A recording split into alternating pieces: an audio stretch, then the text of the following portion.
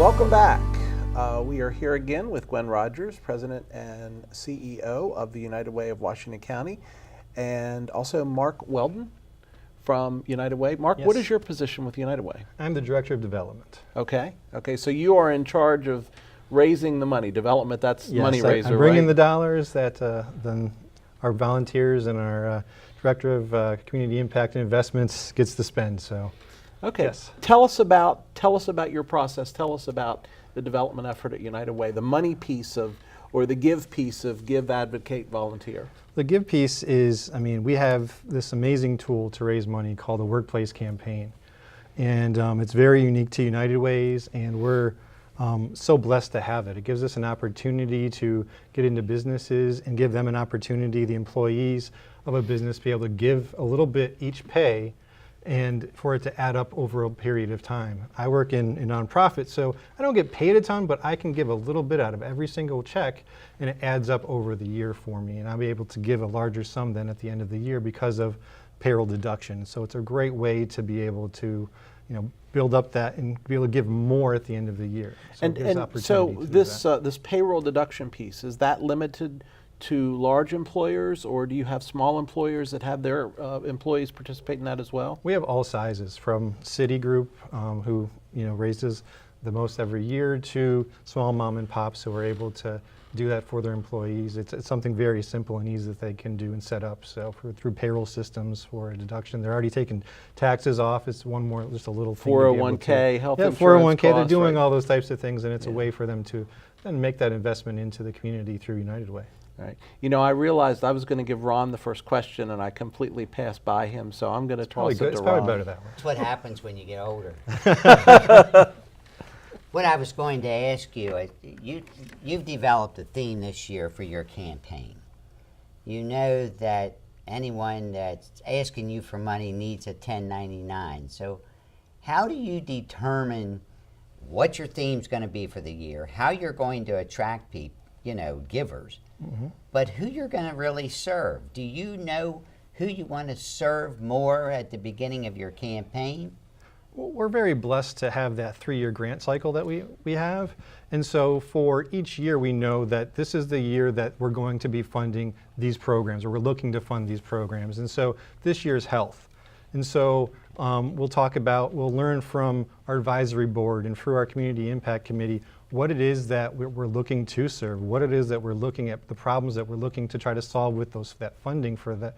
For that. And so we're able to take a look at and provide different stats and information to the employees when we do employee presentations, when we write our letters, that are kind of geared towards those types of things that we're really looking to fund and change, the problems that we're looking to overcome.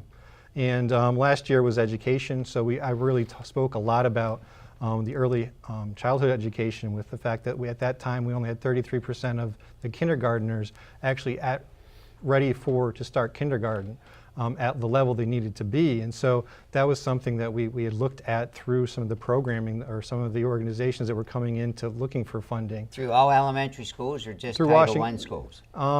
Through the Washington County, yeah, as far Okay, as I know, it's all, and now it's up to 37%. And Okay. it's one of those things, though, that we were looking heavily at. That's a problem, because if they don't get the education they need, then what does that look like in 18 years if they don't get caught up? And so if we don't have a workforce that is educated, then what happens to the employers that are in the area? And so we're looking at those types of things through our funding, and we talk about those problems that are out there specifically to those areas. And so we'll come up with what that is. Our advisory boards will be meeting soon, and we'll know a little bit more about what it is that we're really specifically looking at trying to tackle with this year's funding cycle there. So yeah. I think we talked in the first segment, the budget is between 1.1 and 1.2 million. Yep. What percentage of the employee contributions is that of your budget? Probably what, 85, 90% of? Really? It's about 90 to 92%. Okay, and as an employer, if you sign up for it, do they make the contributions to the United Way on a monthly basis, or at the same time period as when the payroll goes, or is it just done as a summary? It depends on what's best for the business. And that's one of the nice things about what we do is we work with the business to depend on what it is that they want and what they want to do. We ask that at least be quarterly. Okay. So we have some that pay out quarterly. We have some that pay out every paycheck. We have some that pay out once a month. It just depends on the business. We prefer it not to be at the end of the year because, again, as the money comes in, it's easier to be able to, cash flow. It's nicer to have it coming in regularly, but it really, whatever works best for that business. And it's the same with campaign season. We don't have a campaign season really anymore. We have a specific time towards the end of the year, usually September to November timeframe, where most of the businesses will run their workplace campaigns. But we also have businesses that they've told us that the beginning of the year works better for them. And so we've moved to be able to do that as well. And so it's one of those things where we pretty much run campaign from July 1st to the end of June, and it kind of follows our fiscal year, and it really works better with, again, the employers. We're asking them for money. We want them to be as comfortable with this process as possible. We want to do it when it's best for them, and so we really try to work with the employer with whatever is good for them. We try to make that happen. United Way has always been a really good organization locally. What do you think currently your biggest strength is with the United Way? Knowing the community, having partners to help you, what's the quintessential part of your organization that's really working well now? What are you most It's our proud of? volunteers, I think. I agree, definitely. Because our volunteers, they galvanize. It's where the energy comes from. It's where they're the ones who really are out in the community all the time. They're seeing where the dollars are going. They're seeing where the need is. They're seeing how the dollars that we use are actually being used and what the effect that they're having on our community.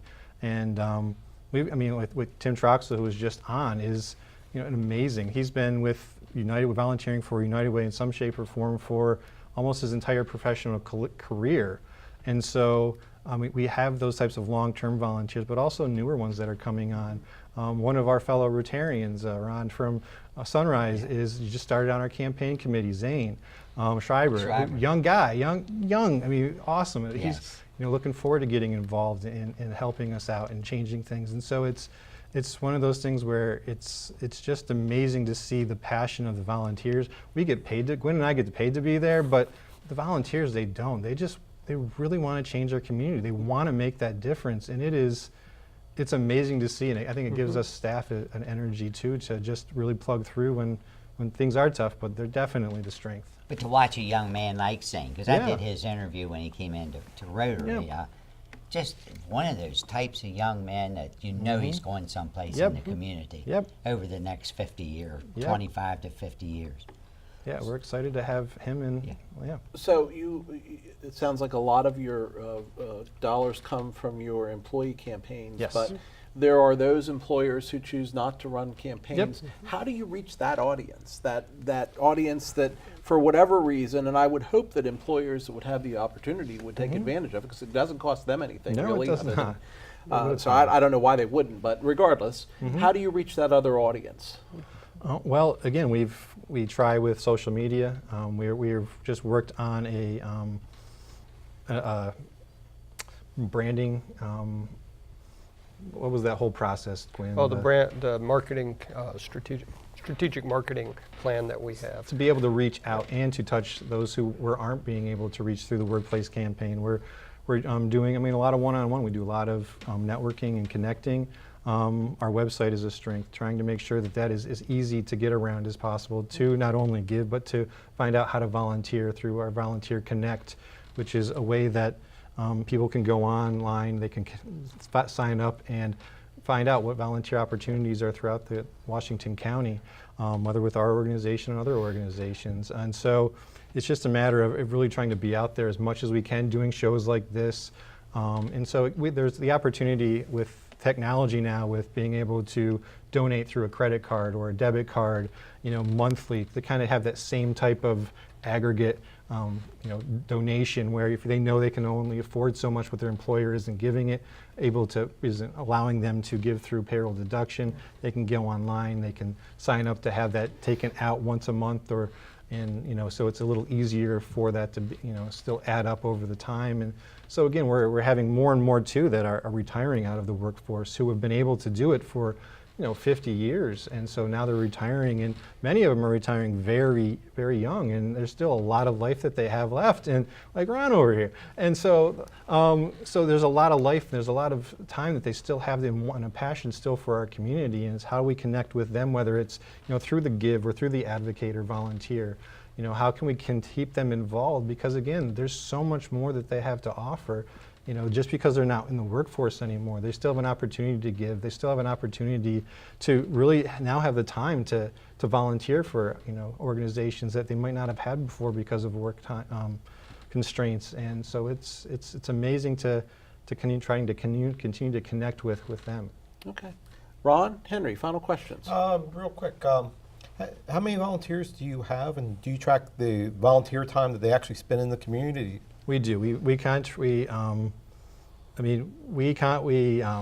track volunteer time through the programs the programs that we fund. Who's volunteering Right. for those programs? And because again, the volunteer hour is huge. It's amazing what that's worth to our organization, through the organizations that people are volunteering for and programs we're helping to fund. Because again, if it's staff time, if you don't have to have a staff person doing that type of thing, it saves a ton of money, and it's amazing that we do that. So, in particular, specifically to United Way, I don't really have a number. I know for my campaign it committee, fluctuates. I have 17 people on my campaign committee right now, which is Wow, fantastic. That's that is up good. from 9 when I first started.